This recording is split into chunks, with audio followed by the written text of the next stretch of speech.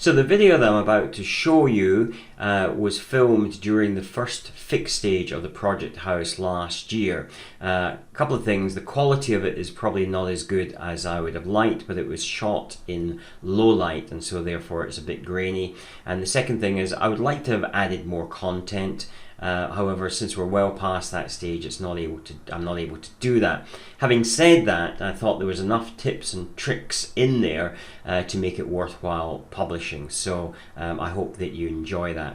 And a couple of things before we go to the video. First of all, we're about to launch the app, and if you haven't already subscribed, please do so now by visiting the Build It and Prosper website. That's builditandprosper.com.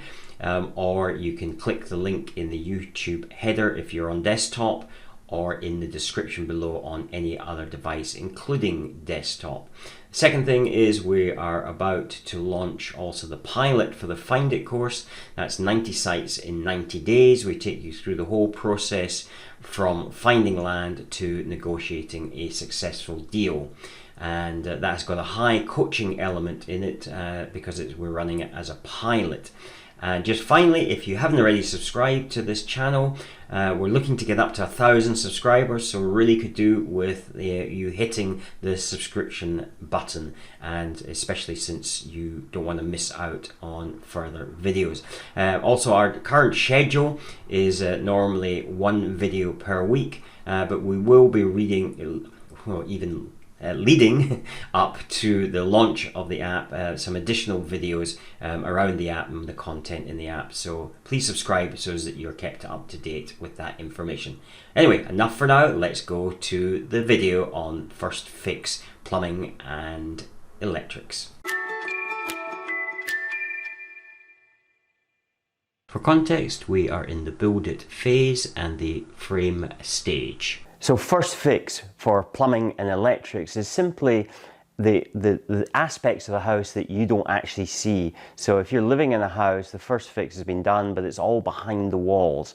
And this obviously requires quite a bit of careful planning, because you've got to make sure that for electrics that you have the light switches in the right place.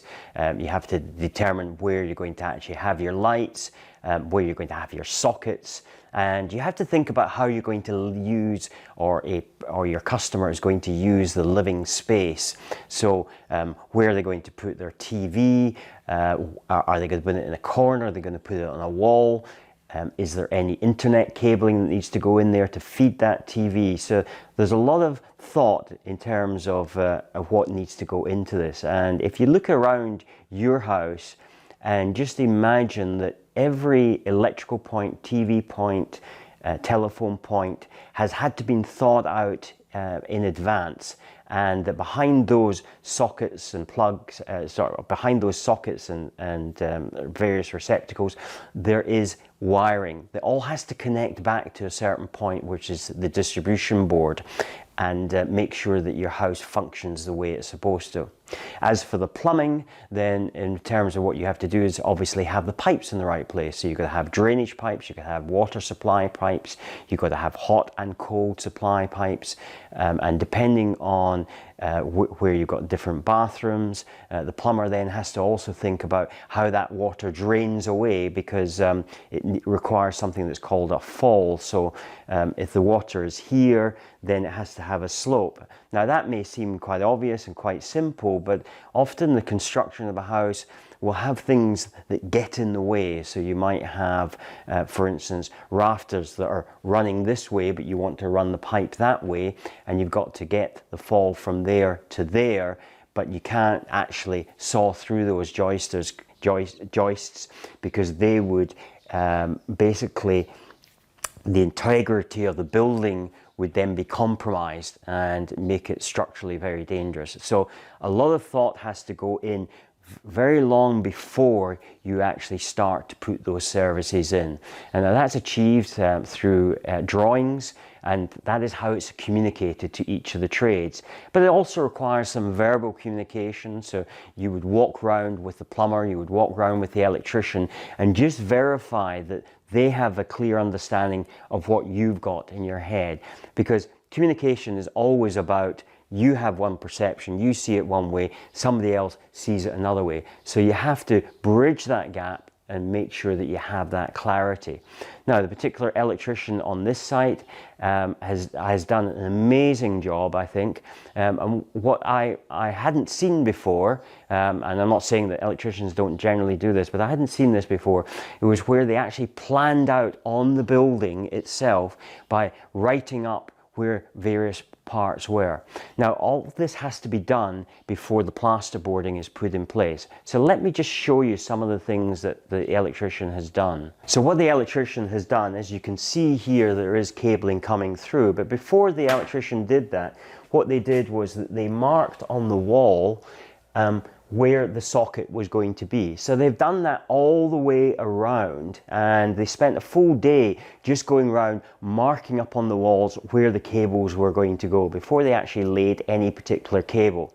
Now, clearly, once this is plasterboarded over, you're not going to be able to see that. However, what the electrician has done is marked on the floor, which won't be covered over, where that particular socket is.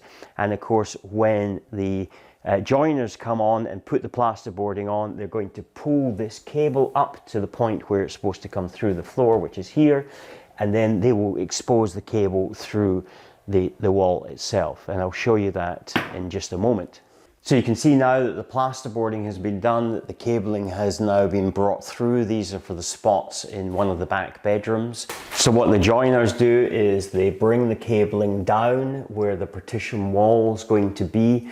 This being an internal partition, they bring them through the wood, and they will then, where these are needed, poke them through the plasterboard before putting on the plasterboarding on this side, and of course insulating this internal partition.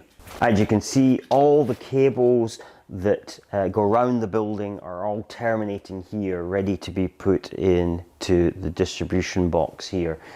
Quite a number of cables. We have electric cables, but we also have Cat5, which is allowing for data transmission around the house.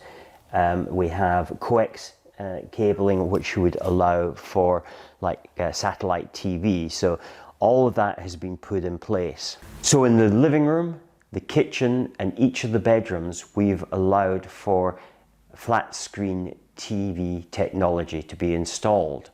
And the thinking on this is that you put that on the wall and fairly central to the viewing area, as opposed to traditionally where in a lounge that would be put in a corner. Now, what is interesting is the architect that drew up these plans actually put that technology in the corner of the living room, the corners of bedrooms, and the corners of kitchens.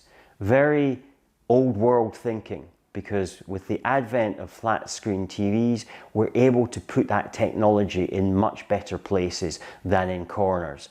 When televisions first came out, people didn't really know where to put them, and they tended to put them in the corners of the rooms.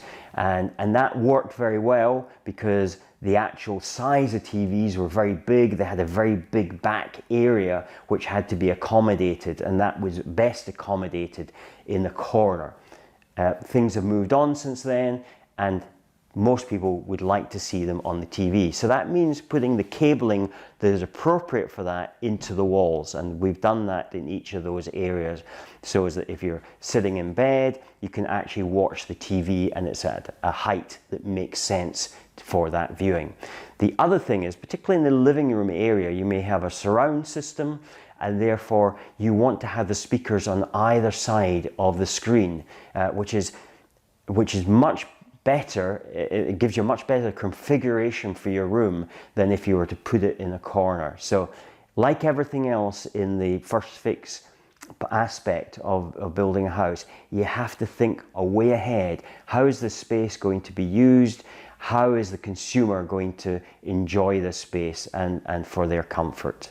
So being on the first floor, from the lower floor, the plumber has brought up two pipes here that have to be the correct distance apart, because this is going to be for a radiator. Of course, we have underfloor central heating on the ground floor, but on the first floor we have radiators. and so it had to be determined what size of radiators were going to go in place. The pipework would then had to be added to the underfloor. When I say underfloor, I mean under the first floor, but of course the ceiling of the ground floor in place before any plasterboarding was put in situ.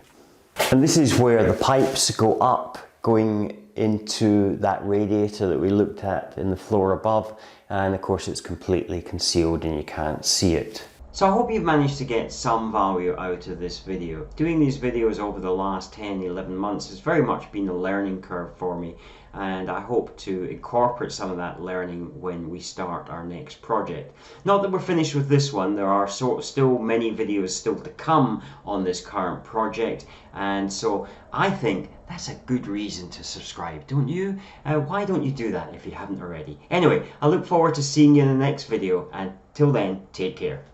Thank you for watching. Subscribe for more videos, then click to watch the next video. Please remember to visit our website at builditandprosper.com, Together app, or click on the button on the YouTube header if you're on desktop.